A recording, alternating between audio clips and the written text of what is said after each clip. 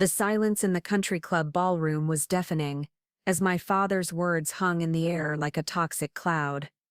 Maybe if you had actually amounted to something instead of chasing these ridiculous pipe dreams, you'd understand what real success looks like. 50 pairs of eyes stared at us.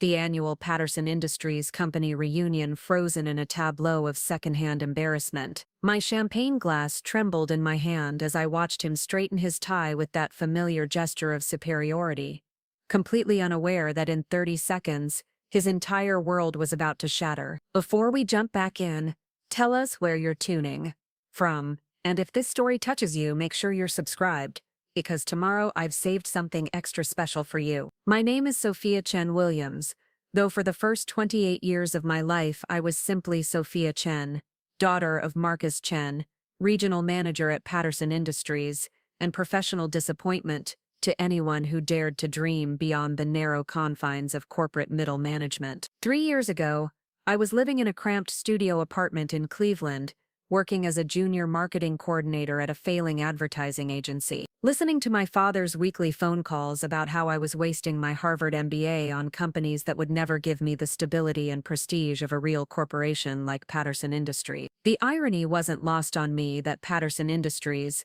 the company my father had devoted his entire adult life to climbing the ladder of, was exactly the kind of traditional manufacturing conglomerate that I had spent my graduate thesis arguing was destined for obsolescence in the digital economy. While Marcus Chen was organizing employee appreciation luncheons and managing quarterly reports for industrial equipment sales, I was quietly building something that would fundamentally reshape how businesses like his operated in the 21st century. But I'm getting ahead of myself. To understand how I ended up standing in that ballroom, watching my father's face cycle through confusion, recognition, and horror, you need to understand the peculiar dynamic that had defined our relationship since I graduated from business school. Marcus Chen was a man who measured success in incremental promotions, annual salary increases, and the respect of colleagues who shared his unwavering faith in the corporate hierarchy. He had worked for Patterson Industries for 23 years, starting as a sales associate fresh out of community college, and methodically climbing to regional manager through a combination of loyalty, competence, and careful political navigation. My mother, Elena Williams, had been a marketing director at a boutique consulting firm when she met my father at a professional networking event. She was everything he thought he wanted in a partner: intelligent, ambitious, and sophisticated enough to elevate his social standing while remaining supportive of his traditional career trajectory. They married 18 months later in a ceremony that my father still referenced as the pinnacle of elegant entertaining, largely because Elena's family connections had secured a venue and catering that would have been beyond his budget as a mid-level sales representative. I was born 2 years later, and my arrival seemed to crystallize my parents' vision of their future together. Elena would continue her marketing career until I started school, then transition to part-time consulting that would allow her to focus on raising me while maintaining her professional identity. Marcus would continue his steady ascent through Patterson Industries' management structure, eventually reaching senior leadership and providing the financial security that would fund my education at the best schools they could afford. The plan worked beautifully until I turned 16 and began expressing opinions about business and technology that challenged my father's fundamental assumptions about how successful careers were built. While Marcus was celebrating his promotion to assistant regional manager and the company car that came with it, I was reading about startup companies that were revolutionizing entire industries with ideas that would have been impossible just a decade earlier. While he was networking at Patterson Industries' social events and building relationships with colleagues who might influence his next promotion, I was learning programming languages and studying the emerging field of digital transformation. The first real conflict came during my senior year of high school, when I announced my intention to study computer science and entrepreneurship rather than business administration and management. Marcus was appalled by what he saw as my rejection of practical career planning in favor of frivolous technological interests that would never provide the stability and respect that came from working for an established company with a proven track record. Computers are tools, Sophia, he explained with the patient condescension he reserved for my most misguided ideas. They're not a career foundation. You need to understand business fundamentals, learn how organizations actually operate, and build relationships with people who can help you advance professionally. These technology fads come and go, but companies like Patterson Industries provide careers that last lifetime. My mother supported my father's position, though her reasoning was more nuanced and therefore more difficult to argue against. Elena understood technology's growing importance in business operations, but she worried that my interests were too specialized to provide the broad-based skills that would allow me to adapt to changing market conditions throughout my career. She wanted me to study business with a technology focus, rather than technology with a business application, a distinction that seemed minor but reflected fundamentally different philosophies about how innovation and traditional business practices should interact. The compromise we eventually reached satisfied no one completely but allowed me to move forward with my education while maintaining family peace. I would study business administration with a focus on information systems and entrepreneurship, giving me the traditional business foundation my parents valued while allowing me to pursue my interests in technology and innovation. Harvard Business School was expensive enough that my parents felt confident I was making a serious investment in my future,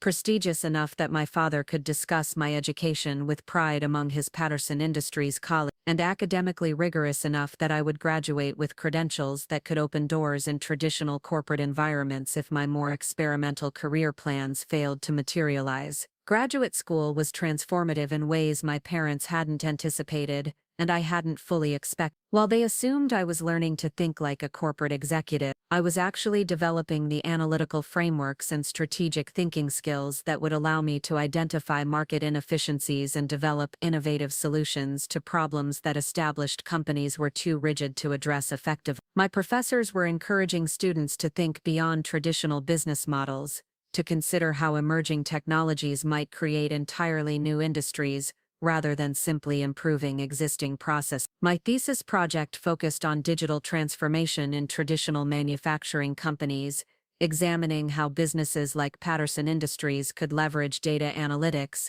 automation, and digital marketing to improve efficiency and expand market reach. The research was intellectually fascinating and practically relevant, requiring me to understand both the technological possibilities and the organizational challenges that made transformation difficult for established companies to implement successfully. The deeper I dove into the research, the more clearly I could see the enormous gap between what was technologically possible and what most traditional companies were actually doing with available tools and platforms. Patterson Industries, for example, was still using customer relationship management systems that were a decade out of date, marketing strategies that relied primarily on trade publications and personal relationships, and operational processes that generated enormous amounts of data but made almost no use of analytical insights that could improve decision-making and strategic planning. But rather than simply critiquing these limitations in academic papers, I began developing practical solutions that could help companies bridge the gap between traditional operations and digital transformation. Working with a team of classmates who shared my interest in practical innovation, I created a consulting framework that could help established businesses identify their most pressing technological needs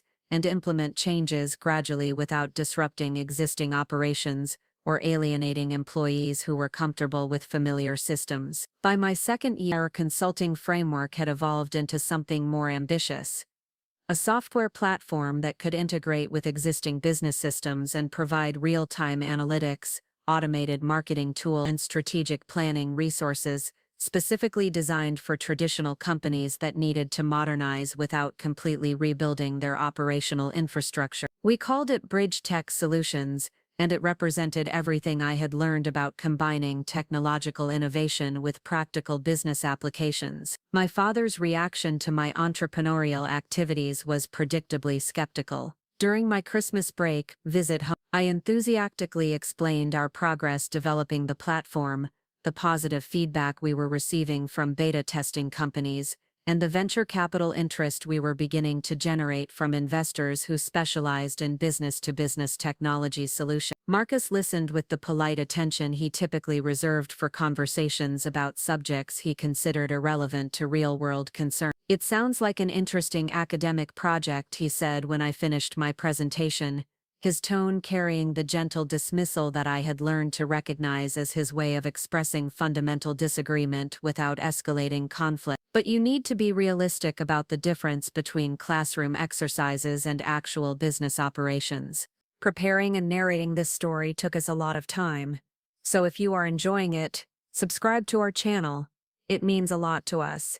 Now, back to the story. Companies like Patterson Industries have been successful for decades using proven methods and established relationships. They're not going to abandon systems that work just because some graduate students think they have a better idea. His critique stung because it revealed how completely he misunderstood both the potential of what we were building and the challenges facing companies like Patterson Industries in an increasingly competitive global marketplace. But rather than arguing with him directly, I decided to prove my point through results. If our platform could help traditional companies improve their performance measurably, the success would speak for itself more convincingly than any theoretical arguments I might make about digital transformation and technological innovation. The next 18 months were a blur of intense work, strategic planning, and careful relationship building with potential clients and investors. My classmates and I refined our platform based on feedback from beta testing companies, developed comprehensive training materials that could help traditional businesses implement new systems without overwhelming their employees,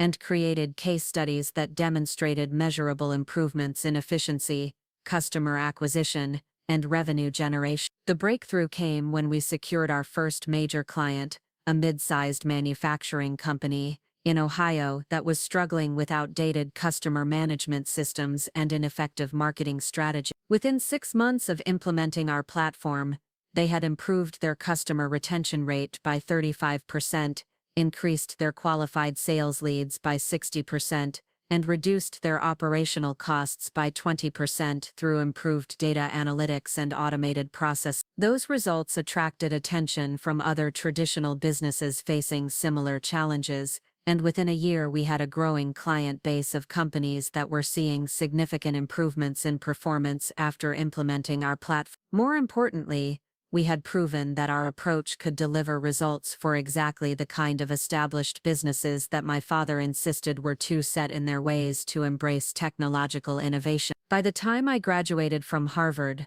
Bridge Tech Solutions had evolved from a graduate school project into a legitimate business with real revenue, satisfied clients, and a team of employees who were passionate about helping traditional companies succeed in the digital economy. We had secured venture capital funding that allowed us to expand our development team and invest in marketing efforts that could reach a broader audience of potential clients. But rather than celebrating my entrepreneurial success, my father seemed increasingly concerned about what he saw as my refusal to pursue stable employment with an established company. From his perspective, I was gambling with my expensive education and valuable credentials by choosing to work for a startup that might fail rather than building a secure career with a proven corporation that could provide steady advancement opportunities and reliable benefits. "You have a Harvard MBA," he reminded me during one of our increasingly tense phone conversations. "Do you understand how many doors that degree could open for you at companies like Patterson Industries? You could start as a senior analyst or junior management position and be running an entire division within 5 years. Instead, you're working for some little technology company that could disappear tomorrow if the market changes." His inability to understand that I wasn't working for Bridge Tech Solutions but had actually co-founded the company reflected a deeper misunderstanding about entrepreneurship and innovation that would continue to strain our relationship over the following year. Marcus had built his career by excelling within existing organizational structures, proving himself valuable to companies that already existed, and advancing through hierarchies that rewarded loyalty and competence rather than creativity and risk-taking. The idea that someone might create something entirely new, might build value through innovation rather than institutional advancement, seemed fundamentally foreign to his understanding of how successful careers were constructed. When he looked at my entrepreneurial activities, he saw a young person avoiding the hard work of climbing corporate ladders rather than someone who was building her own company from the ground up. My mother's reaction was more complex and therefore more frustrating to navigate. Elena understood entrepreneurship intellectually and even admired the innovation and creativity that had gone into developing our platform. But she worried about the financial instability and professional uncertainty that came with startup life, especially for a young woman who was already facing additional challenges in male-dominated technology and business environment. "I'm proud of what you've accomplished," she told me during a visit to Boston, where she could see our office space and meet my business partners. "But I want to make sure you're thinking strategically about your long-term career development. Building a successful startup is incredibly difficult, and even if you succeed, there's no guarantee that success will translate into the kind of professional recognition and financial security that could support the life you want to build." Her concerns weren't entirely unreasonable. Startup life was demanding and uncertain, requiring long hours, constant adaptation to changing market conditions, and the psychological resilience to handle setbacks and failures that could derail months of careful planning. The financial rewards were potentially enormous, but also unpredictable depending on factors like market timing, competitive pressures, and investor sentiment that could change rapidly based on broader economic conditions. But what my parents didn't understand was that I had chosen entrepreneurship, not despite these challenges, but because of the unique opportunities they created. Working for an established company would have provided security and predictability, but it would also have limited my ability to pursue innovative solutions to problems that traditional businesses were struggling to address effectively. Building my own company allowed me to focus on creating value rather than navigating organizational politics, to prioritize long-term strategic thinking over short-term performance metrics, and to work with clients who were genuinely excited about transformation rather than resistant to change. Over the 3 years following graduation, BridgeTech Solutions grew from a small startup into a recognized leader in digital transformation consulting for traditional businesses. We expanded our team to include specialists in data analytics, digital marketing, and change management, developed partnerships with major technology companies that enhanced our platform's capabilities, and established a client base that included several Fortune 500 companies that had seen measurable improvements in performance after implementing our solution. More importantly, we had proven that our approach could help traditional businesses not just survive, but thrive in an increasingly digital market. Our clients were outperforming their competitors in customer acquisition, operational efficiency, and revenue growth, demonstrating that digital transformation wasn't just a theoretical concept but a practical strategy that could deliver real business results. The success was professionally satisfying and financially rewarding, but it also created an unexpected problem in my relationship with my parent. The more successful BridgeTech Solutions became,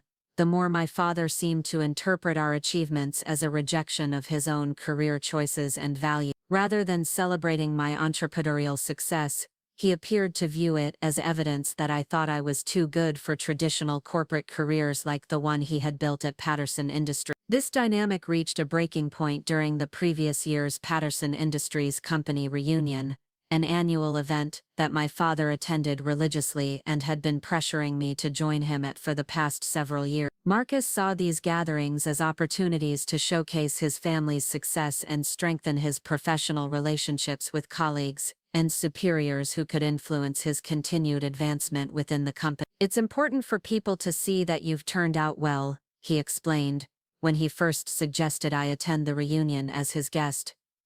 "My colleagues know I've invested a lot in your education, and they're curious about what you're doing with your career. It would be good for them to meet you and see that the Chen family produces successful professionals." I had declined his invitations in previous years, partly because of work commitments, but mostly because I suspected these events would be exercises in professional posturing that would make both my father and me uncomfortable. Marcus would want to present me as a successful business professional who validated his parenting and career choices, while I would inevitably end up discussing entrepreneurship and innovation in ways that highlighted the differences between our approaches to building career. But this year felt different.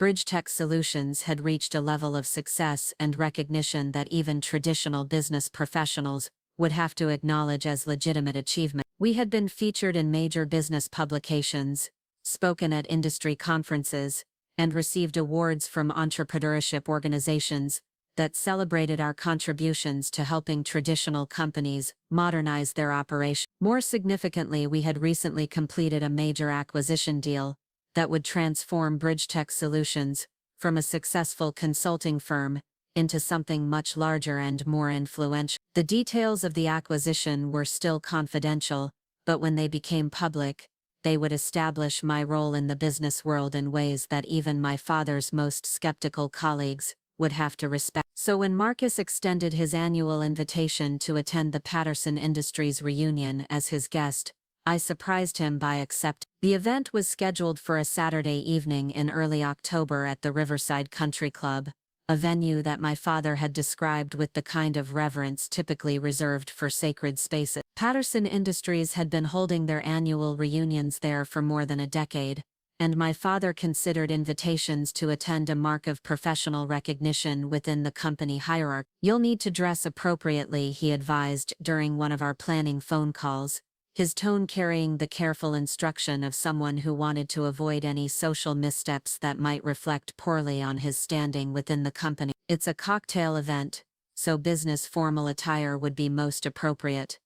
The executives tend to dress conservatively, and you want to make a good impression on people who could potentially be valuable professional content." I agreed to his dress code requirements, understanding that my appearance at this event would be carefully scrutinized by colleagues who would be evaluating both my father's parenting success and my own potential as a business professional. But I also privately decided that if I was going to subject myself to an evening of corporate networking and professional posture, I would at least arrive prepared to discuss my actual achievements, rather than allowing my father to present a sanitized version of my career that minimized the entrepreneurial elements he found uncomfortable. The week before the reunion, I received news that would fundamentally change the nature of my appearance at the Patterson Industries event. The acquisition deal that we had been negotiating for the past 6 months was finalized, with BridgeTech Solutions being purchased by Patterson Industries' largest competitor for a sum that would make headlines in the business press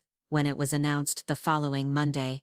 But more than that, the acquisition included my appointment as chairman of the board for the newly formed Digital Transformation Division, a position that would make me one of the youngest executives in the technology consulting industry, and give me oversight responsibility for helping traditional business implement the kind of modernization strategies that companies like Patterson Industries desperately needed, but had been too conservative to pursue independently. The irony was almost too perfect to believe. My father had spent years urging me to abandon entrepreneurship in favor of stable corporate employment, convinced that traditional companies like Patterson Industries represented the pinnacle of business success and professional achievement. Now I would be walking into Patterson Industries' annual reunion as a senior executive at their primary competitor, armed with the credentials and industry recognition that came from having built and sold a successful company that specialized in exactly the kind of innovation my father had dismissed as impractical. I decided not to tell my parents about the acquisition before the reunion. Part of this decision was practical, the details were still confidential, and I couldn't discuss specifics without violating the non-disclosure agreements that governed the transition process. But part of it was also strategic. I wanted to see how my father would present me to his colleagues, without the influence of knowing about my new corporate role, and I was curious about whether his Patterson Industries colleagues would recognize the significance of my entrepreneurial achievements, without the validation of a traditional executive title. The evening of the reunion, I dressed carefully in a charcoal gray suit that struck the right balance between professional authority and feminine elegance, paired with understated jewelry and makeup that would meet my father's conservative standards while still reflecting my personal style. As I drove to the Riverside Country Club, I reflected on the strange trajectory that had brought me to this moment.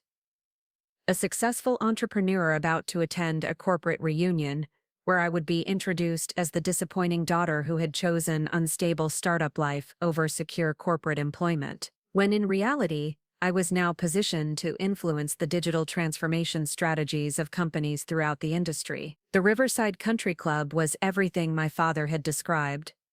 Elegant without being ostentatious, traditional without being outdated, the kind of venue that conveyed respect for established success while maintaining an atmosphere of exclusivity that made members feel appropriately special. The ballroom was filled with Patterson Industries employees and their families, all dressed in the kind of business formal attire that announced their professional seriousness and career commitment. My father was in his element, moving through the crowd with the practiced ease of someone who had attended these events for years and understood the social dynamics that governed professional networking within the company hierarchy. He introduced me to colleagues with obvious pride, describing my Harvard MBA and business consulting work in terms that emphasized my educational achievements, while carefully avoiding specific details about the entrepreneurial nature of my career. "This is my daughter Sophia," he would say to each new acquaintance.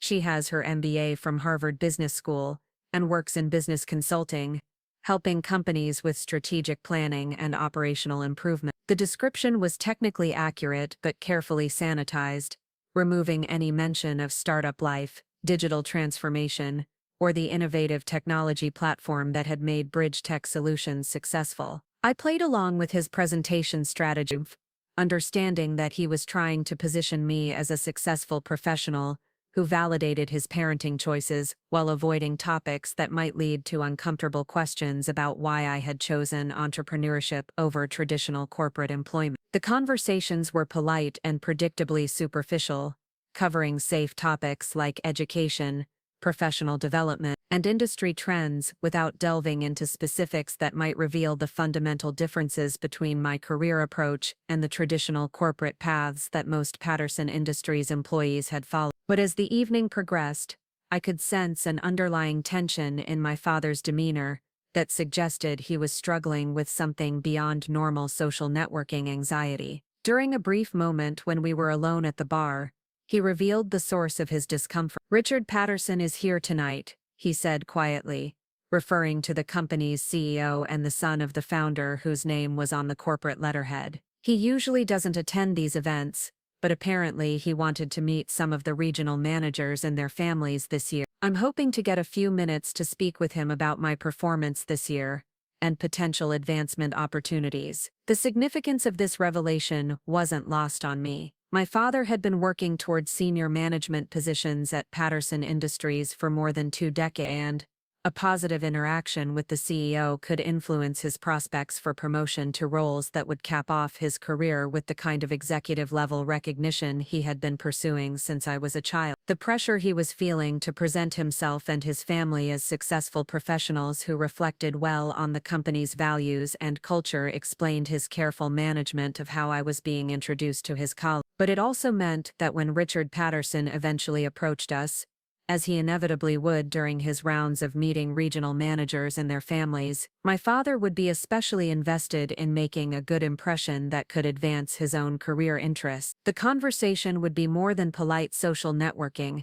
It would be a professional evaluation disguised as casual family interaction. The moment arrived about an hour into the event, when Richard Patterson made his way across the ballroom toward where my father and I were standing with a small group of Patterson Industries managers and their spouses. Patterson was an imposing figure in his early 60s, with the kind of confident bearing that comes from a lifetime of executive authority and the financial security that comes from owning a successful business that employed thousands of people across multiple states. "Marcus," Patterson said warmly, extending his hand to my father with the practiced charm of someone accustomed to making employees feel valued and appreciated. "I've been looking forward to meeting you tonight. Your regional performance numbers have been impressive this year, and I wanted to personally thank you for the work you've been doing to expand our market presence in Ohio." My father's pleasure at receiving this recognition from the CEO was obvious and touching. After 23 years of dedicated service to Patterson Industries,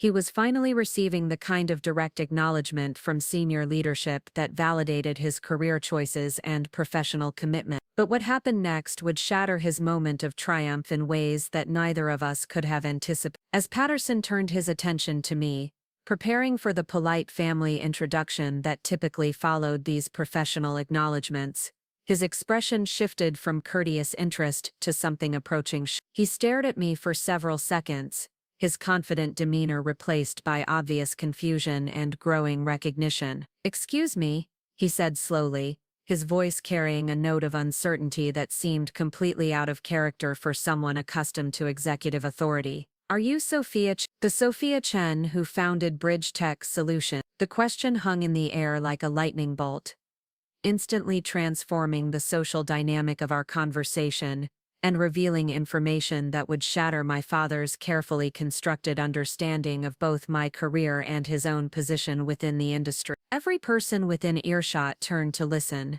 sensing that something significant was happening but not yet understanding what they were witnessing. My father's face cycled through confusion, recognition, and horror as he began to process the implications of the CEO's question. If Richard Patterson knew my name and my company, it meant my entrepreneurial activities had achieved a level of recognition within the business community that my father had never realized. More troubling, Patterson's tone suggested that this recognition was positive, indicating that my career choices had earned respect from exactly the kind of traditional business leaders my father insisted would never take startup entrepreneurship seriously. Before I could respond to Patterson's question, my father's confusion transformed into something darker and more defensive, perhaps sensing that his moment of professional recognition was being overshadowed by attention focused on his daughter. Perhaps feeling threatened by the revelation that I had achieved business success he hadn't known about, he chose that moment to assert his parental authority in the most devastating way possible. "Sophia's always been a dreamer," he said with a forced laugh that carried an edge of genuine frustration and embarrassment. "She spent the last few years playing around with some little technology company instead of building a real career with an established business. I keep telling her that maybe if she had actually amounted to something instead of chasing these ridiculous pipe dreams, she'd understand what real success looks like." The words hit the ballroom like a physical blow, creating a silence so complete that the only sound was the soft jazz music playing in the background. 50 pairs of eyes stared at us, colleagues and spouses frozen in various stages of conversation and social interaction, all of them recognizing that they were witnessing something far more dramatic than typical family network. My champagne glass trembled in my hand as I watched my father straighten his tie with that familiar gesture of superiority, completely unaware that he had just publicly humiliated his daughter in front of the CEO of his company and dozens of his professional colleagues. The irony of the moment was so perfect it felt almost scripted.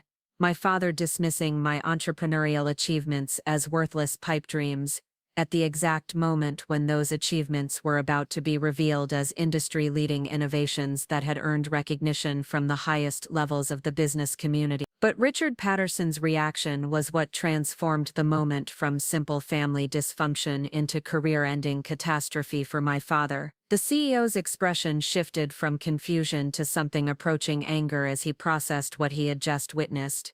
A Patterson Industries employee publicly demeaning his daughter for pursuing exactly the kind of innovative business strategies that traditional companies like his desperately needed to remain competitive in the digital economy. "Mr. Patterson said," his voice carrying the kind of controlled authority that made boardrooms fall silent and employees reconsider their career choices, "I think you may want to reconsider your assessment of your daughter's achievement." The warning in his tone was unmistakable, but my father was too invested in his position to recognize the danger he was creating for himself. Instead of backing down or asking questions that might have revealed how badly he had misunderstood the situation, he doubled down on his criticism with the kind of parental authority that brooked no contradiction. "With all due respect, Mr. Patterson," my father said, his voice carrying the patient condescension he typically reserved for my most misguided career decisions, "I've been watching Sophia waste her expensive education on this startup nonsense for 3 years now. She could have had a real position with a real company,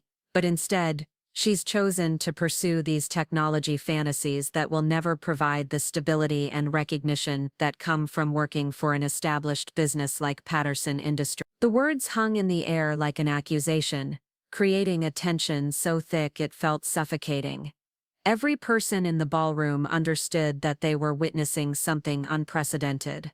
A regional manager lecturing the CEO of his company, about business success while simultaneously insulting his own daughter for pursuing exactly the kind of innovation that smart executives were desperately trying to bring into their organizations. Richard Patterson's response would destroy my father's career at Patterson Industries and transform my relationship with my family forever. But it would also reveal the true scope of what I had accomplished through 3 years of entrepreneurial risk-taking and strategic innovation, validating my career choices in ways that even my harshest critics would have to acknowledge as legitimate business success. "Miss Chen," Patterson said, his voice carrying the kind of finality that ended conversations and careers simultaneously, "your daughter isn't playing around with some little technology company." As of Monday morning, Sophia Chen will be announced as the chairman of the board for the digital transformation division at Patterson Industries' largest competitor,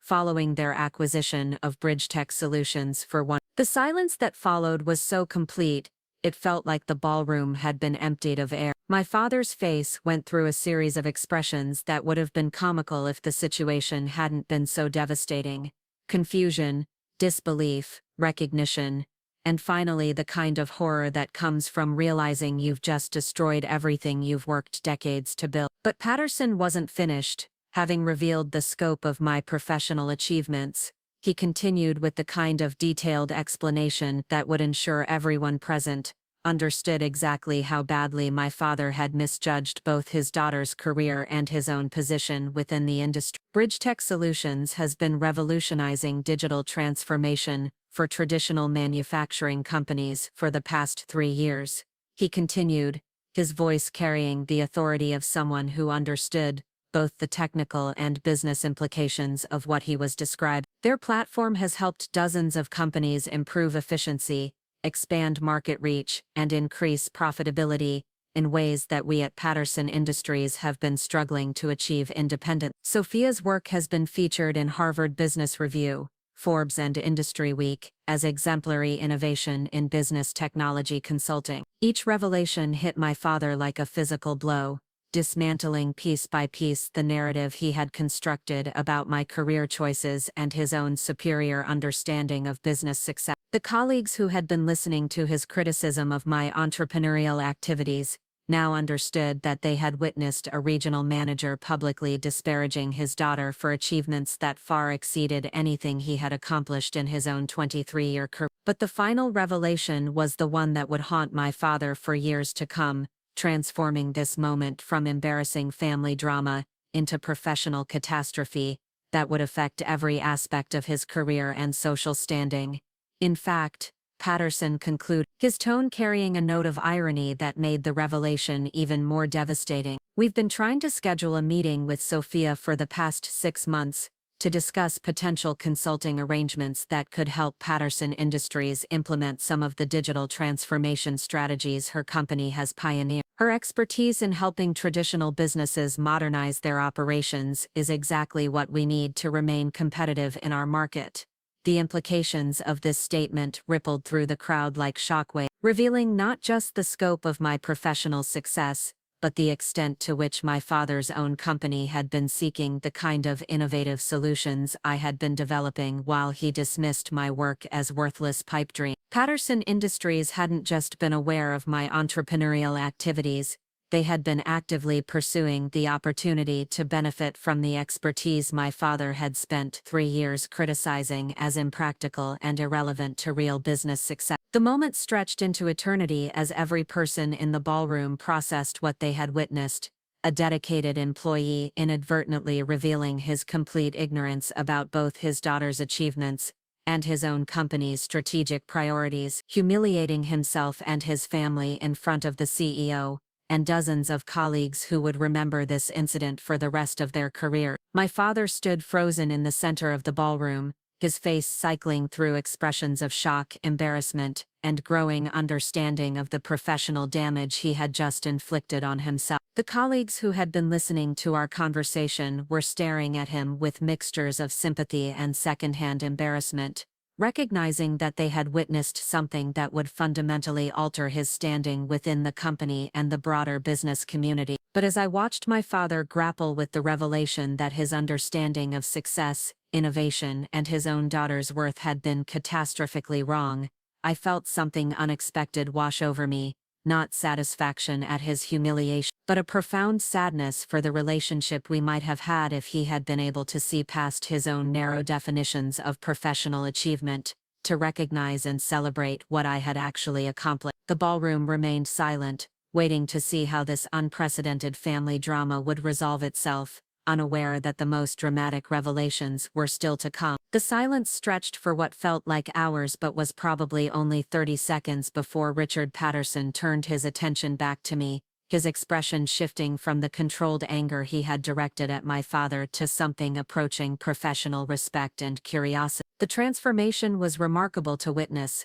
like watching someone switch between entirely different personalities based on the audience they were addressing. "Sophia," he said, extending his hand with the kind of formal courtesy typically reserved for important business meetings, "I've been hoping for an opportunity to meet you personally. Your reputation in the digital transformation consulting space is quite impressive, and I understand congratulations are in order for the acquisition announcement." I accepted his handshake, acutely aware that every person within a 20-foot radius was listening to our conversation with the kind of intense attention typically reserved for boardroom presentations or courtroom testimony. The weight of their collective focus felt almost physical, and I could sense that whatever I said next would be analyzed and discussed among Patterson Industries employees for months to come. "Thank you, Miss Patterson," I replied, my voice carrying the professional composure I had learned to project during high-stakes client presentations. "The acquisition represents an exciting opportunity to expand our platform's reach and help more traditional businesses implement effective digital transformation strategy." As I spoke, I was acutely aware of my father standing beside me,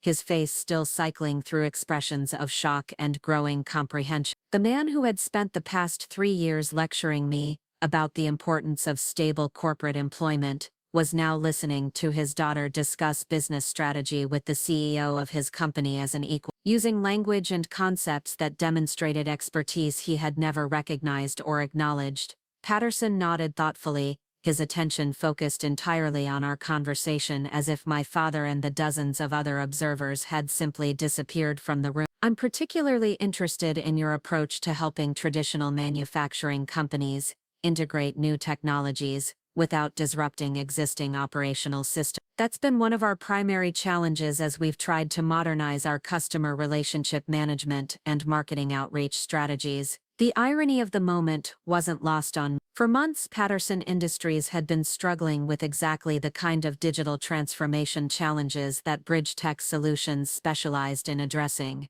while my father had been dismissing my work as irrelevant to real business operations. Now I was discussing potential solutions to his company's strategic problems with the CEO, while he stood beside me, beginning to understand the scope of opportunities he had encouraged me to ignore. Traditional manufacturing companies face unique challenges when implementing new technologies, I said, settling into the kind of detailed discussion that had become second nature during client consultation. "The key is developing integration strategies that enhance existing strengths, rather than replacing systems that are already functioning effectively. Our platform is designed specifically to bridge that gap between traditional operations and digital capability." Patterson's interest was clearly genuine, not just polite networking conversation, but the focused attention of an executive who recognized potential solutions to problems his company was actively trying to solve. "We've been working with several consulting firms over the past year, but most of them seem to assume that digital transformation requires completely rebuilding our operational infrastructure. Your approach sounds more compatible with our need to maintain continuity while improving efficiency." The conversation continued for several more minutes, with Patterson asking increasingly specific questions about implementation timelines, training requirements, and measurable outcomes that companies typically achieved after adopting our platform. I answered each question with the kind of detailed expertise that demonstrated both technical knowledge and practical understanding of business operations, drawing on case studies and client experiences that illustrated successful transformation strategies. Throughout this exchange, I could feel my father's growing discomfort as he listened to me discuss business concepts and strategic frameworks that were clearly beyond his own professional experience. The daughter he had dismissed as a naive dreamer was engaging in executive-level strategic planning with the CEO of his company, demonstrating expertise that he was beginning to realize he had never understood or appreciated. But the conversation also revealed something else that would have profound implications for my father's career and our family relationship. As Patterson described Patterson Industries' current challenges with digital transformation, it became increasingly clear that the company was struggling with exactly the kind of operational inefficiencies and missed opportunities that Bridge Tech Solutions had been designed to address. We've been losing market share to competitors who seem to be much more effective at reaching younger customers and identifying emerging market trends, Patterson admitted, his tone carrying the frustration of an executive who understood that his company was falling behind but wasn't sure how to address the problem. Our traditional marketing approaches are still effective with our established customer base, but we're not successfully expanding into new demographics or geographic markets. The admission was significant on multiple levels. Patterson was essentially acknowledging that his company needed exactly the kind of innovative solutions my father had spent 3 years dismissing as impractical pipe dreams. More troubling for my father's position within the company, Patterson was revealing these strategic challenges to me as a potential consultant, rather than discussing them with his regional managers as internal problems to be solved through existing resources and personnel. Market expansion is one of the most common challenges we see with traditional manufacturing companies, I replied, drawing on dozens of similar client situations. The good news is that digital transformation can provide measurable improvements in customer acquisition and market reach relatively quickly. Most of our clients see significant results within the first 6 months of implementation. Patterson nodded eagerly, his interest clearly moving beyond polite conversation toward serious business consideration. In suburban Phoenix, 43-year-old Sarah Mitchell discovered an old photograph that would unravel her entire reality. What began as spring cleaning became a journey into her past when she noticed something impossible in the background. Before we continue, drop a comment if you've ever experienced déjà vu. Would you be interested in discussing a potential consulting arrangement? I know the acquisition probably changes your availability, but even a preliminary assessment of our current systems and strategic opportunities would be incredibly valuable. The question hung in the air like a business proposition that could reshape both my professional relationship with Patterson Industries and my personal relationship with my father. If I accepted Patterson's invitation to consult for his company, I would be working with the organization my father had spent 23 years trying to climb the hierarchy of, helping them solve problems that he hadn't even recognized as opportunities for improvement. Before I could respond to Patterson's invitation, my father finally found his voice. Though what emerged was not the diplomatic professional communication you might expect from someone trying to salvage his career after a catastrophic social misstep. Instead, his words revealed the depth of his confusion and growing desperation as he grappled with revelations that were fundamentally reshaping his understanding of both his daughter's achievements and his own position within the business world. "I don't understand," he said, his voice carrying a note of bewilderment that made him sound younger and more vulnerable than I had heard him in years. "Sophia's been working for some little startup company. She doesn't have experience with real business operations or established corporate clients. How could she possibly help a company like Patterson Industries with strategic planning?" The question revealed so much about my father's fundamental mental understanding of entrepreneurship, innovation, and modern business operations that I almost felt sorry for him. Marcus Chen was a competent regional manager who had built a respectable career through dedication and incremental advancement, but he had never grasped the difference between working within existing systems and creating new solutions to problems that traditional approaches couldn't address effectively. Patterson's response was swift and decisive, carrying the kind of executive authority that ended debates rather than continuing them. "Mr. Chen, your daughter hasn't been working for a startup company. She founded and built Bridge Tech Solutions from the ground up, creating a platform that has revolutionized digital transformation consulting for traditional businesses. Her clients include several Fortune 500 companies that have seen measurable improvements in efficiency, customer acquisition, and revenue generation after implementing her strategy." Each word hit my father like a revelation, dismantling piece by piece the narrative he had constructed about my career choices and professional achievement. The daughter he had been lecturing about the importance of stable employment had actually built a business that was successful enough to attract acquisition offers from major corporations and consulting requests from CEOs of established companies. But Patterson wasn't finished. Having corrected my father's misunderstanding about the nature of my professional activity, he continued with the kind of detailed explanation that would ensure everyone present understood exactly how badly Marcus had misjudged both his daughter's capabilities and the value of entrepreneurial innovation in modern business environment. BridgeTech Solutions didn't just serve Fortune 500 clients, Patterson continued, his tone carrying the authority of someone who had done his research and understood the implications of what he was describing. They pioneered integration strategies that allow traditional companies to adopt new technologies without disrupting existing operations or alienating employees who are comfortable with familiar systems. That's incredibly difficult to achieve, and it's exactly what companies like ours need to remain competitive. The education continued as Patterson described specific aspects of my work that demonstrated both technical expertise and business acumen that traditional corporate employees rarely developed through conventional career advancement. He mentioned case studies I had presented at industry conferences, articles I had published in business journals, and awards BridgeTech Solutions had received from entrepreneurship organizations that celebrated innovative approaches to solving complex business problems. With each revelation, my father's expression grew more bewildered and defensive, as if he were trying to reconcile the accomplished professional Patterson was describing with the daughter he thought he knew. The cognitive dissonance was clearly painful to watch, and I found myself feeling unexpected sympathy for someone who was discovering that his fundamental assumptions about success, innovation,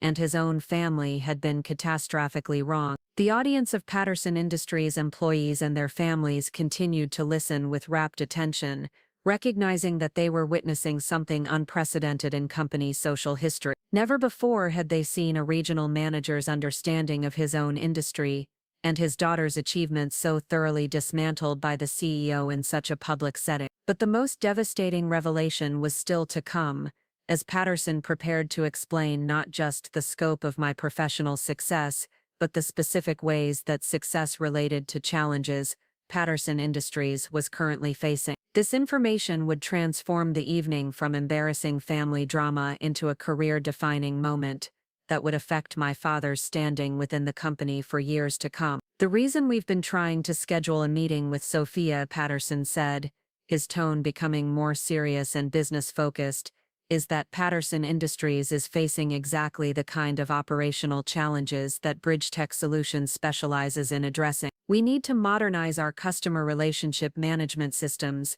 improve our digital marketing capabilities, and develop better data analytics tools to identify emerging market opportunities. The admission was significant because it revealed that Patterson Industries had been actively seeking solutions to problems that my father, as a regional manager, should have been aware of and potentially involved in addressing. The fact that these strategic challenges had been discussed at executive levels without his knowledge or input suggested that his position within the company hierarchy was less influential than he had believed.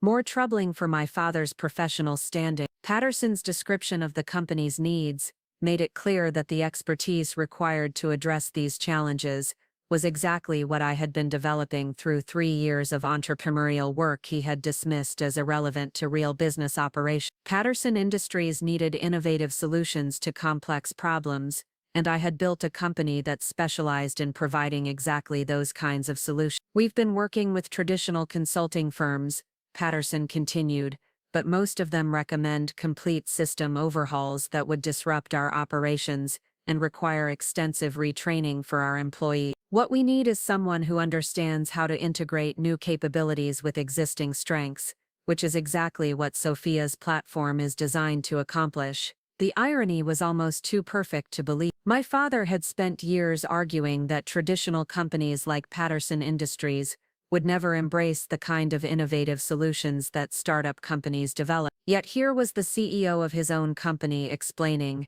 that they desperately needed exactly the kind of expertise I had been building while he criticized my career choices. But the revelation that would fundamentally alter my father's understanding of his own position within Patterson Industries was still coming. Patterson's next statement would reveal not just the company's strategic needs, but the specific ways those needs related to employee performance evaluations and advancement opportunities within the organization. In fact, Patterson said, his tone becoming more pointed, part of the reason we're struggling with these digital transformation challenges is that our regional management team hasn't been providing the kind of innovative thinking and strategic insight we need to identify emerging opportunities and develop creative solutions to operational problems. The criticism was subtle but unmistakable, and its implications rippled through the group of regional managers and their families who were listening to our conversation. Patterson was essentially saying that employees like my father, despite their years of experience and dedication to the company,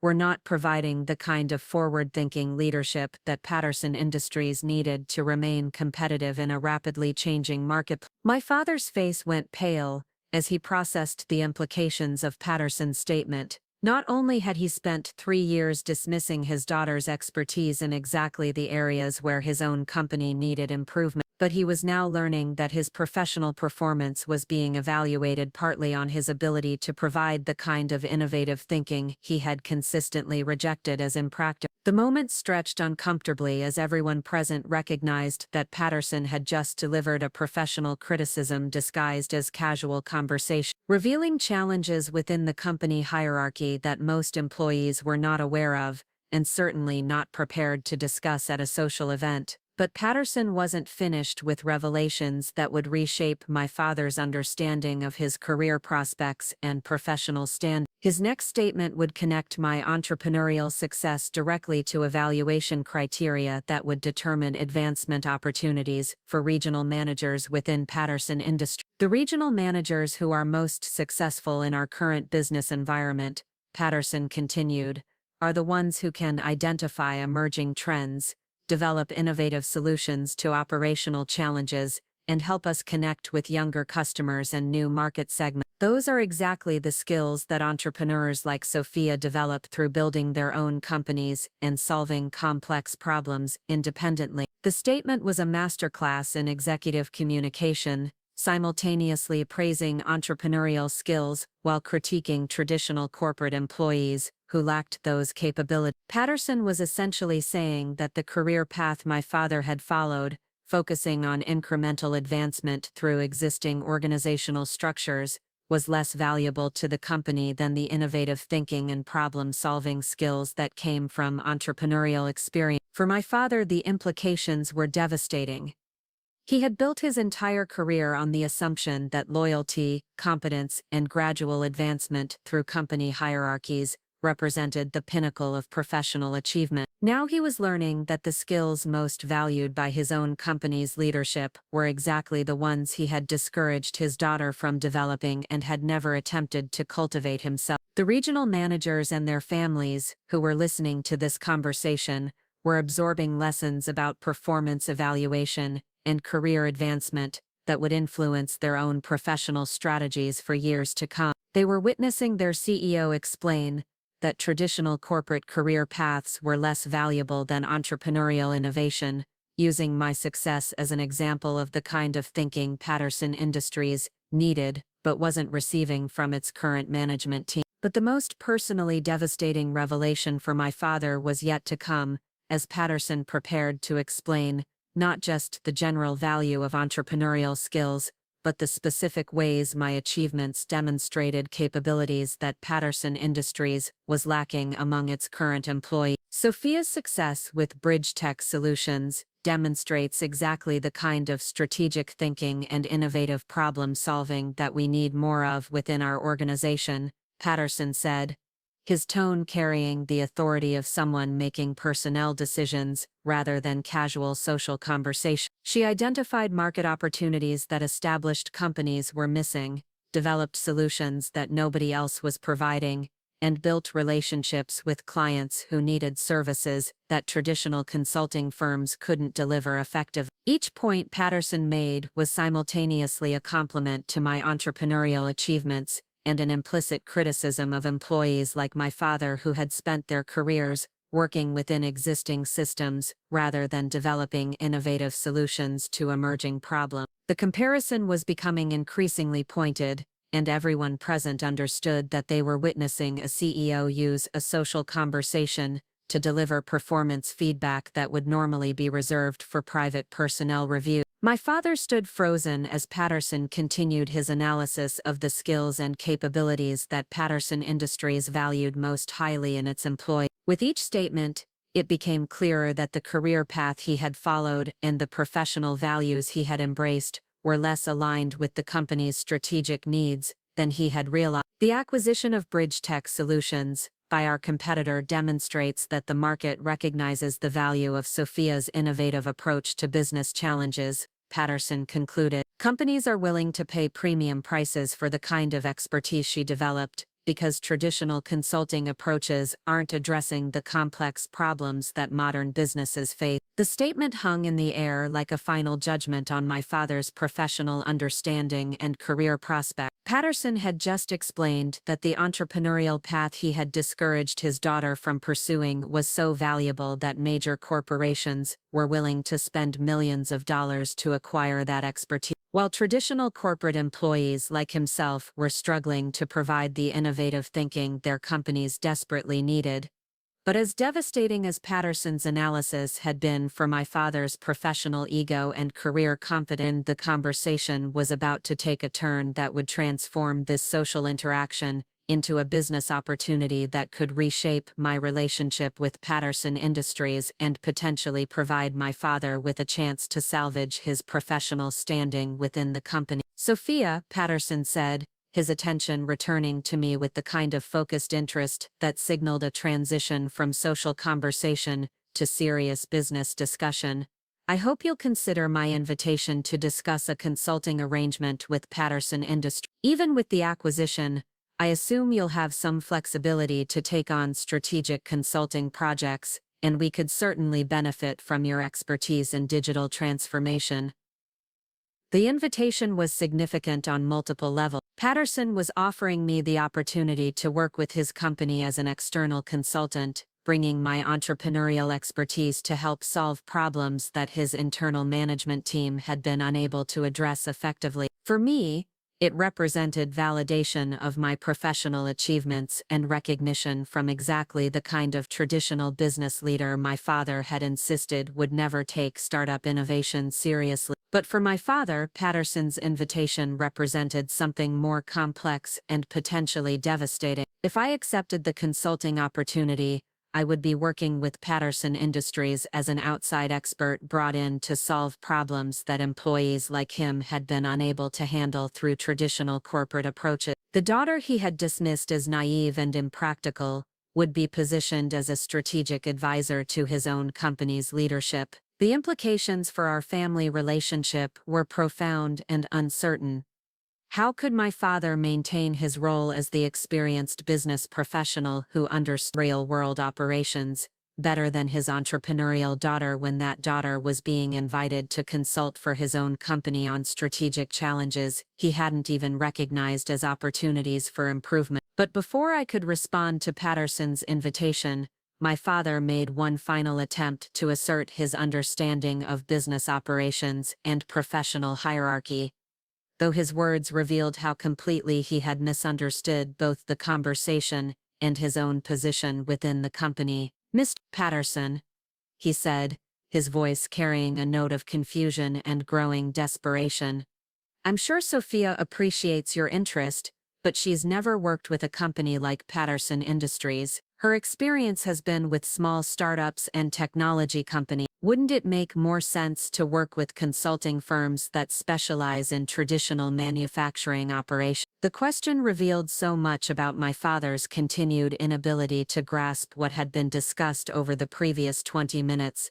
that several people in our audience exchanged glances of secondhand embarrassment. Marcus Chen was essentially arguing that his daughter was unqualified to help Patterson Industries solve problems that she had spent 3 years developing specialized expertise to address. Patterson's response was swift and definitive, carrying the kind of executive authority that ended debates and clarified misunderstandings with finality that left no room for further confusion.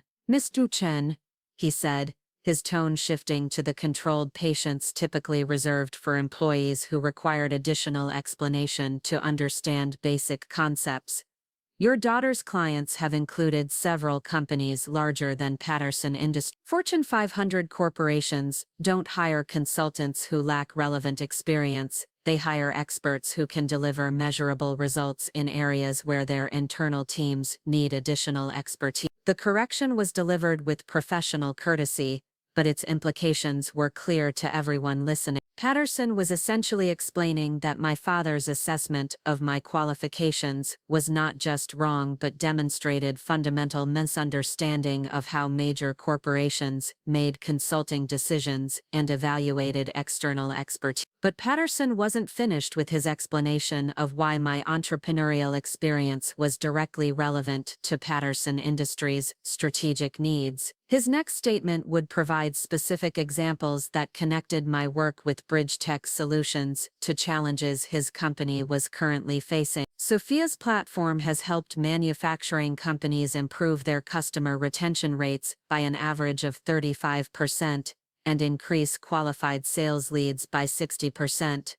Patterson continued, citing statistics that demonstrated measurable business impact rather than theoretical innovation. "Those are exactly the kinds of results we need to achieve if we want to remain competitive in our market." The specific performance metrics Patterson cited were devastating to my father's argument that my experience was irrelevant to traditional business operation. I had achieved measurable improvements in exactly the areas where Patterson Industries was struggling, using innovative approaches that traditional consulting firms had been unable to deliver. More significantly, Patterson's knowledge of specific performance statistics from my client work demonstrated that he had done considerable research into Bridge Tech Solutions' track record and capability. This wasn't casual social interest, but serious business evaluation based on detailed analysis of our company's achievements and methodology. The implications for my father were becoming increasingly clear. Not only had he misjudged his daughter's professional accomplishments,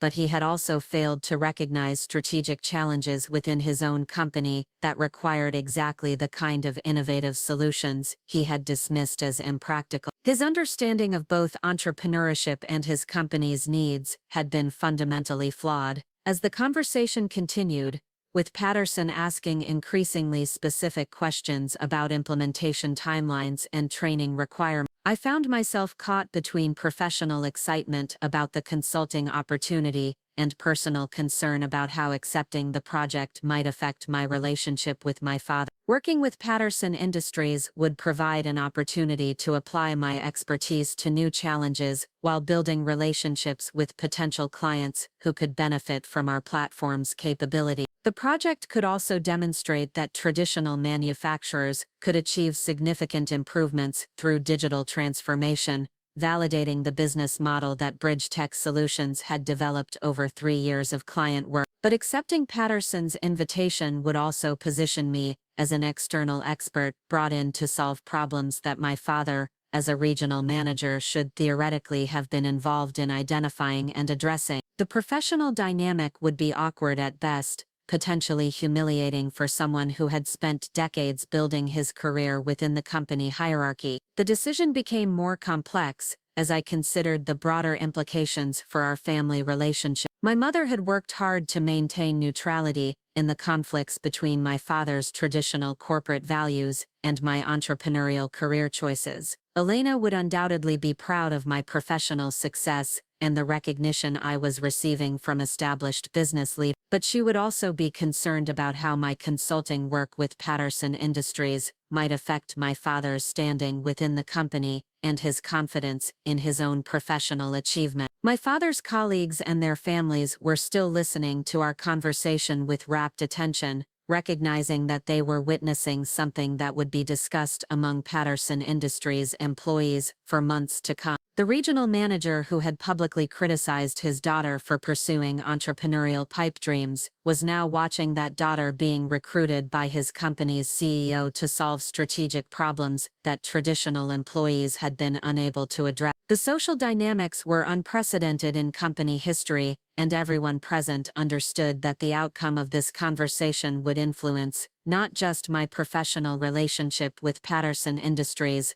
but also my father's standing within the organization and the broader business community. As I considered my response to Patterson's invitation, I found myself thinking about the 3 years of family tension and professional criticism that had led to this moment. My father had consistently argued that entrepreneurial innovation was irrelevant to real business operation, that traditional corporate careers provided more stability and recognition than startup life, and that my educational achievements were being wasted on technological fantasies that would never provide meaningful professional opportunity. Now I was being offered the chance to work with his own company as a strategic consultant, bringing exactly the kind of innovative expertise he had dismissed as worthless to help solve problems that Patterson Industries couldn't address through conventional approaches. The irony was perfect, but the personal implications were complex and potentially painful for everyone involved. The ballroom remained silent as Patterson waited for my response, unaware that he was asking me to make a decision that would fundamentally alter my family relationships and potentially reshape my father's career prospects within the company he had served faithfully for more than 2 decades. In that moment of suspended possibility, I realized that whatever I decided would represent more than a business opportunity. It would define how I chose to handle success and recognition in ways that either built bridges with family members who had misunderstood my choices, or created professional dynamics that could damage relationships that had already been strained by years of conflict over career priorities and personal values. The weight of that decision hung over the ballroom like a question that everyone was waiting to answer, though only I fully understood the complexity of what was really being asked, and the far-reaching consequences that would flow from whatever choice I made in response to Richard Patterson's unexpected invitation. The weight of Richard Patterson's invitation settled over me like a mantle of responsibility that extended far beyond simple business considerations. As I stood in that ballroom surrounded by my father's colleagues and their families, I understood that my response would ripple through multiple relationships and professional dynamics in ways that would reshape not just my own career trajectory, but potentially my father's standing within Patterson Industries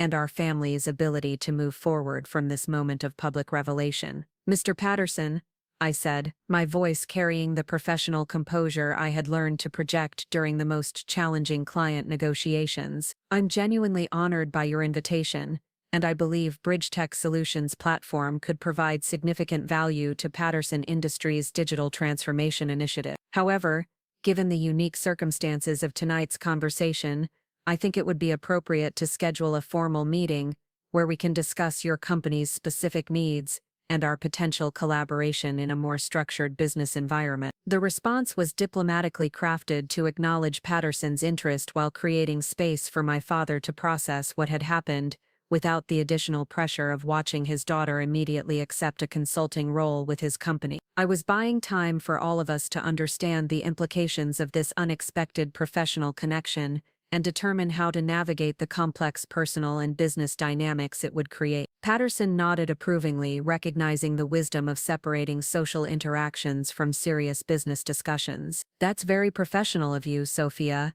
I'll have my assistant contact you next week to arrange a meeting where we can explore this opportunity in more detail. I think you'll find that Patterson Industries is ready to make significant investments in digital transformation, and we're looking for partners who can help us implement changes effectively." As Patterson prepared to continue his rounds of greeting other employees and their families, he turned back to my father with an expression that carried both professional courtesy and unmistakable concern about what he had witnessed during our conversation. "Marcus," he said, his tone shifting to the careful authority typically reserved for personnel guidance rather than casual social interaction, "I hope you'll take some time to reflect on tonight's conversation. It's clear that you have a remarkable daughter whose achievements deserve recognition and support from her family. I trust that going forward you'll find ways to celebrate her success rather than diminishing it." The words were delivered with executive finality, leaving no doubt that Patterson had been disturbed by my father's public criticism of my career choices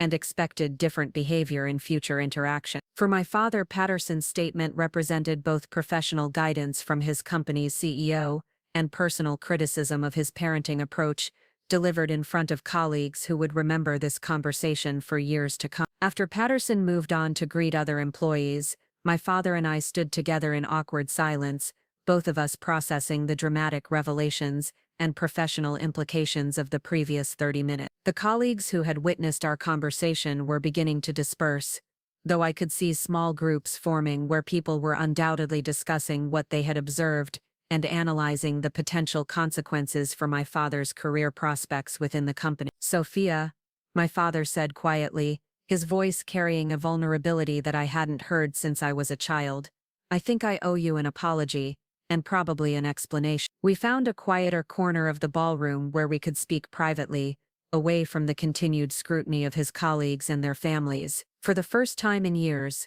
my father looked genuinely uncertain, as if the confident professional persona he had cultivated over decades of corporate advancement had been stripped away to reveal someone who was struggling to understand how his fundamental assumptions about success and family had proven so catastrophically wrong. "I had no idea," he began, his words coming slowly as he tried to articulate thoughts that clearly challenged his basic understanding of business and achievement. "When you talked about your work, I thought you were just playing around with technology projects that would never amount to anything substantial. I never imagined that you had built something real, something that established companies would want to acquire." The admission was painful to hear because it revealed how completely my father had dismissed my entrepreneurial activities, without ever taking the time to understand what I was actually doing or achieving. His criticism hadn't been based on informed evaluation of my business strategy or market potential.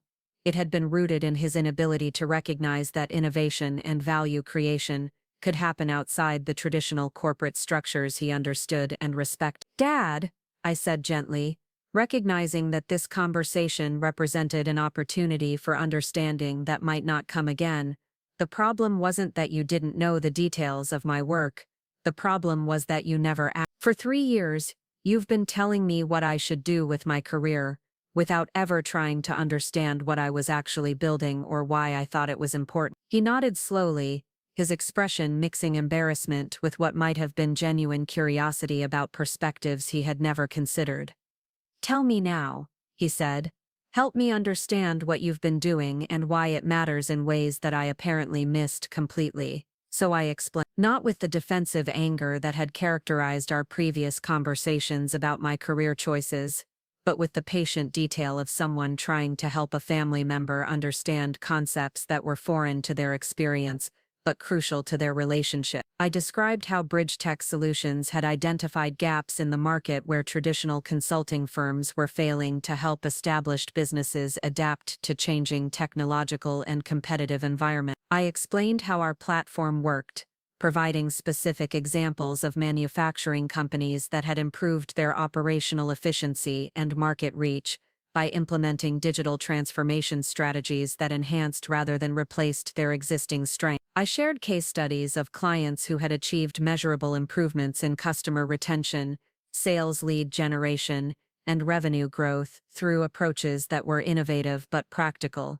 cutting edge but implementable. My father listened with the kind of focused attention he typically reserved for important business presentations, asking questions that demonstrated both genuine interest and growing recognition of the complexity and value of what I had been building while he criticized my career choices. As I described the challenges of entrepreneurship and the satisfaction of solving problems that traditional approaches couldn't address, I could see him beginning to understand that my path had required exactly the kind of strategic thinking and business acumen he had spent his career developing, just applied in ways he hadn't recognized or appreciated.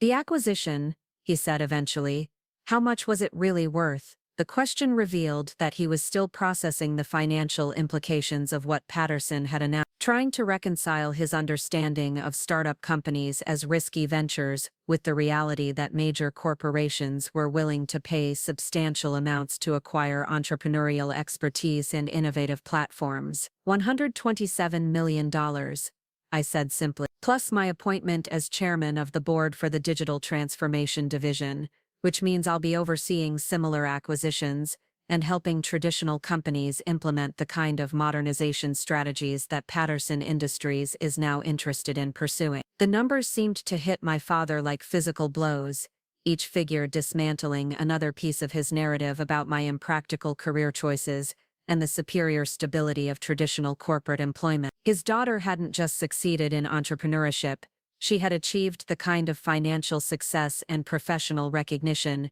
that exceeded anything he had accomplished through decades of loyal corporate service. But more than the money, I could see him struggling to process the leadership role that came with the acquisition. The daughter he had been lecturing about the importance of stable employment was now positioned to influence digital transformation strategies throughout an entire industry, helping traditional companies navigate exactly the kind of changes he had dismissed as irrelevant to real business operation. "I've been incredibly wrong about everything," he said finally, his voice carrying the weight of someone acknowledging fundamental mistakes that had damaged important relationships. "Not just about your career, but about innovation and change and what it means to be successful in business today. I've been so focused on the way things used to work that I completely missed how they're changing." The admission was more than an apology.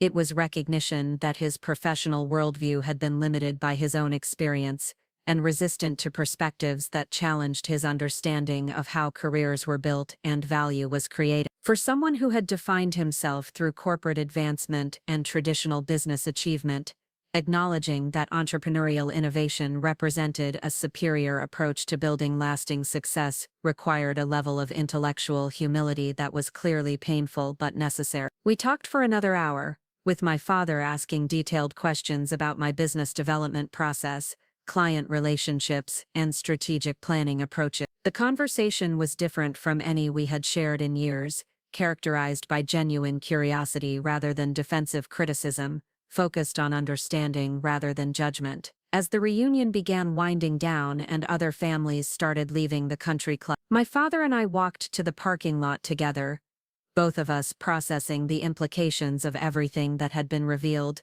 and discussed during this unexpected evening of family and professional transformation. "Sophia," he said as we reached my car, "I want to make things right between us, not just apologizing for tonight, but rebuilding our relationship based on who you actually are, rather than who I thought you should be. I've missed 3 years of celebrating your achievements because I was too stubborn to admit that you understood things about business and success that I didn't." The words carried genuine remorse and a commitment to change that felt different from previous attempts to smooth over our career-related conflict. My father wasn't just acknowledging that he had been wrong about my specific choices, he was recognizing that his entire framework for evaluating success and innovation had been limited and counterproductive. "I'd like that, Dad," I replied, feeling a sense of possibility about our relationship that had been absent for years. "But I need you to understand that rebuilding trust is going to take time and consistent effort. I can't go back to defending my choices every time we talk or pretending that your approval is necessary for my professional confidence." He nodded, accepting the conditions I was setting for moving forward with our relationship.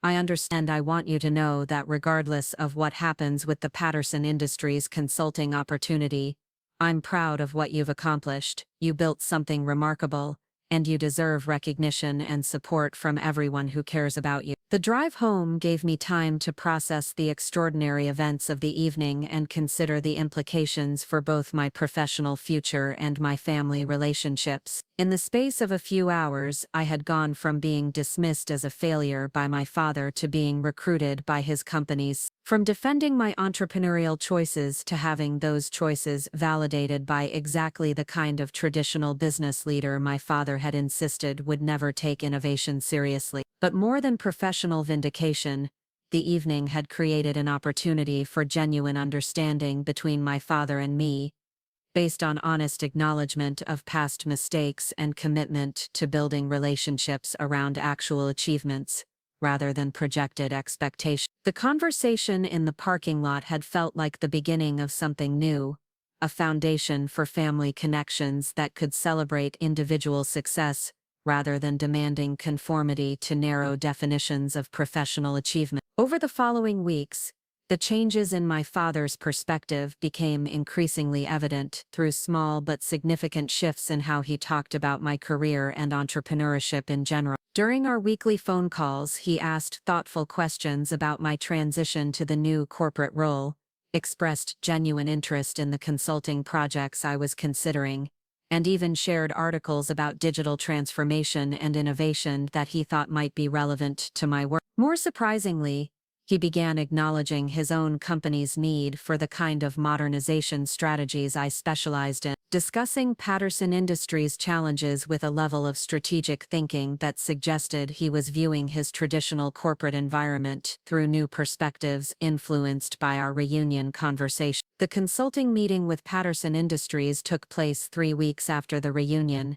in a conference room that felt worlds away from the emotionally charged atmosphere of the country club ballroom. Richard Patterson and his senior leadership team had done extensive preparation for our discussion, presenting detailed analyses of their current operational systems and strategic goals that demonstrated serious commitment to digital transformation, rather than casual interest in trendy business concepts. The presentation they requested was comprehensive, requiring me to develop specific recommendations for improving Patterson Industries' customer relationship management, digital marketing capabilities, and data analytics infrastructure. The project would be complex and challenging, involving multiple departments and requiring careful change management to avoid disrupting operations while implementing new systems and training programs. But as I outlined the proposed transformation strategy, I could see that Patterson and his team understood both the potential benefits and the implementation challenges involved in modernizing their operation. They asked sophisticated questions about timeline, training requirements, and measurable outcomes, demonstrating the kind of strategic thinking that made successful consulting relationships possible. The 6-month consulting contract we eventually negotiated was structured to provide measurable improvements in customer acquisition and operational efficiency, while building internal capabilities that would allow Patterson Industries to continue digital transformation efforts independently after the formal consulting period ended. The arrangement was professionally satisfying and financially generous, but it also represented something more significant: validation of my entrepreneurial expertise by exactly the kind of traditional business leaders my father had insisted would never embrace innovative approaches to solving operational challenges. Working with Patterson Industries over the following months proved to be one of the most rewarding consulting experiences of my career. The company's leadership was genuinely committed to change, willing to invest in training and system improvements that would provide long-term strategic advantages rather than quick fixes to immediate problems. The employees were initially skeptical about new technologies and processes, but they gradually embraced changes that made their work more efficient and effective. Most importantly, the measurable results exceeded even our optimistic projections. Within 4 months, Patterson Industries had improved their customer retention rate by 42%, increased qualified sales leads by 73%, and reduced operational costs by 28% through better data analytics and automated processes. The success attracted attention from other traditional manufacturing companies facing similar challenges, leading to additional consulting opportunities that established my reputation as a leader in helping established businesses navigate digital transformation successfully. My father's reaction to these developments was remarkable to observe. Rather than feeling threatened by his daughter's professional relationship with his company, he seemed genuinely proud of the improvements that resulted from implementing my recommendation. He began talking about the consulting project with colleagues as an example of how Patterson Industries was embracing innovation and forward-thinking strategy, positioning himself as someone who had recognized the value of entrepreneurial expertise before it became widely accepted within the company. The transformation in our family dynamics was equally significant. My mother, who had spent years trying to maintain neutrality between my father's traditional corporate values and my entrepreneurial ambitions, could finally celebrate my achievements without navigating competing perspectives about the relative value of different career paths. Elena began talking about my success with the kind of unqualified pride that parents typically reserve for children who have exceeded their highest expectations. But perhaps most meaningfully, my father began seeking my advice about his own career development and professional goals. During one particularly memorable conversation,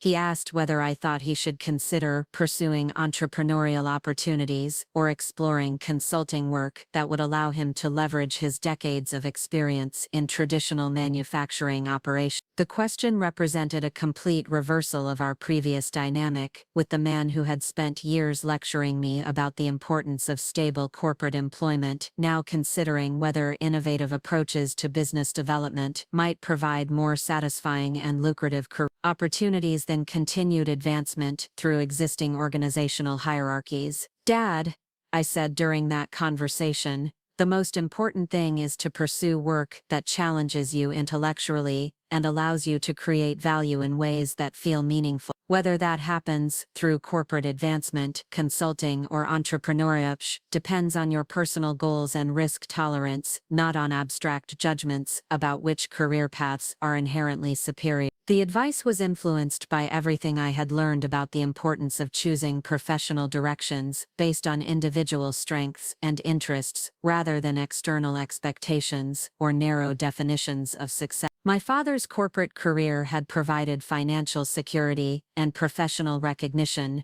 but it had also limited his exposure to innovative thinking and entrepreneurial problem-solving that might have enhanced both his business effectiveness and personal satisfaction. As the first year of our renewed relationship progressed, I watched my father gradually develop a more nuanced understanding of business strategy and career development that incorporated lessons from both traditional corporate experience and entrepreneurial innovation. He began viewing his role at Patterson Industries as an opportunity to bring creative thinking to operational challenges rather than simply executing established procedures and maintaining existing systems. The changes were evident in his performance evaluations and advancement opportunities within the company. Patterson and other senior leaders began recognizing Chen as someone who understood both traditional manufacturing operations and emerging business trends, positioning him for leadership roles that required bridging conventional practices with innovative approaches to solving complex problems. The reunion evening that had begun with my father's public dismissal of my achievements had ultimately created opportunities for professional growth and family understanding that neither of us could have anticipated. By the end of the year, we had developed a relationship based on mutual respect for different approaches to building successful careers and genuine appreciation for the unique strengths that each of us brought to solving business challenges. But the most lasting impact of that evening was professional or financial.